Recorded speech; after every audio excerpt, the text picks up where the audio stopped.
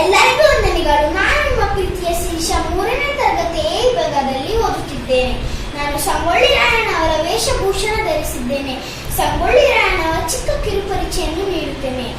ಸಂಗೊಳ್ಳಿ ರಾಯಣ್ಣ ಅವರು ಕರ್ನಾಟಕದ ವೀರ ಕ್ರಾಂತಿಕಾರಿ, ಕನ್ನಡದ ಹೆಮ್ಮೆಯ ಪುತ್ರ, ಬ್ರಿಟಿಷರ ವಿರುದ್ಧ ಹೋರಾಡಿದ ಅಪ್ರತಿಮ ಸ್ವಾತಂತ್ರ್ಯ ವೀರ. ಸಂಗೊಳ್ಳಿ ರಾಯಣ್ಣ ಅವರು ಆಗಸ್ಟ್ 5, 1796ರಲ್ಲಿ ಕಿತ್ತೂರು ಸಾಮ್ರಾಜ್ಯದ ಸಂಗೊಳ್ಳಿಯಲ್ಲಿ ಜನಿಸಿದ್ದರು. ಇಂದು ಕಿತ್ತೂರು ಸಾಮ್ರಾಜ್ಯ ಬೆಳಗಾವಿ ಎಂದು ಕರೆಯಲ್ಪಡುತ್ತದೆ. ಅವರ ತಂದೆ ಬರಮಪ್ಪ, ತಾಯಿ ಕೆಂಚಮ್ಮಾಜಿ. ಕಿತ್ತೂರು ರಾಣಿ ಚೆನ್ನಮ್ಮರ ಬಲಗೈ ಬಂಟನಾಗಿದ್ದರು. ಬ್ರಿಟಿಷರ ವಿರುದ್ಧ ಹೋರಾಡಿದ ಕನ್ನಡದ ಸಿಂಹ ಸ್ವಪ್ನ. ಬ್ರಿಟಿಷ್ ಈಸ್ಟ್ ಇಂಡಿಯಾ ಕಂಪನಿ ವಿರುದ್ಧ ಅವರ ಸಾವಿನವರೆಗೂ ಹೋರಾಡಿದರು. ನಾನು ಈಗ ವೀರ ಕ್ರಾಂತಿ ಮತ್ತು ಬ್ರಿಟಿಷರ ನಡುವೆ ನಡೆದ ಚಿಕ್ಕ ಸನ್ನಿವೇಶವನ್ನು ಅಭಿನಯಿಸಿ ತೋರಿಸುತ್ತೇನೆ. ಇದು ಕಿತ್ತೂರು ಆಸ್ಥಾನದಲ್ಲಿ ನಡೆದ ಸನ್ನಿವೇಶ.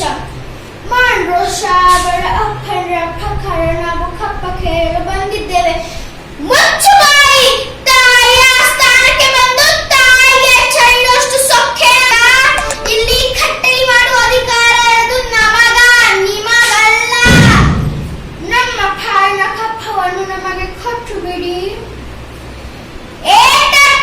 ಕನ್ನಡಿಗರ ಮಾನವಿಮಾನ ನಿನ್ನಂತ ಕಜ್ಜಿನಾಗೇನೋ ಗೊತ್ತೈತಿ? ಕೆಚ್ಚಡೆ ಗಲಿಗಳ ಬೀಳೈತಿ, ಅಂಜಿಕೆ ಬುದ್ಧನ್ನರಿಯದ ನಾನೈತಿ. ಇಂಥ ನಾಡಿಗೆ ನೀನು ಜೀವ ಭಯ ತೋರಿಸ್ತಿ?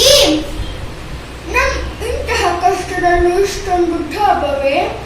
ಪಿರಂಗಿ ಅವರ ಎದೆ ಗುಂಡಿಗೆ ರಕ್ತ ಭೂಮಿಗೆ ಬಿದ್ದು ಸೋತವೆ ಎಂಬ ಸುದ್ದಿ ಕೇಳಕ ಕನ್ನಡಿಗರು ಕಾಕುತ್ತವ್ರೆ. ಮಾಡುವ ಶಾಬೆ ಒಪ್ಪಂದ ಪ್ರಕಾರ ನಮಗೆ ಕಿತ್ತೂರಿನ ಮೇಲೆ ಅಧಿಕಾರವಿದೆ. ಕಿತ್ತೂರು ಸ್ವಾತಂತ್ರ್ಯ ಮಾಡಬೇಕು ಅಂತ ಸ್ವಲ್ಪ ತಟ್ಟಿರೋ ಈ ಗಂಟೆಗೆ ಗುಂಡಿಗೆ ಇರೋ ಗಂಡು ಭೂಮಿ ನಮ್ಮದು. ಕನ್ನಡ ನೆಲದಲ್ಲಿ ಹುಟ್ಟಿರೋ ಮಕ್ಕಳು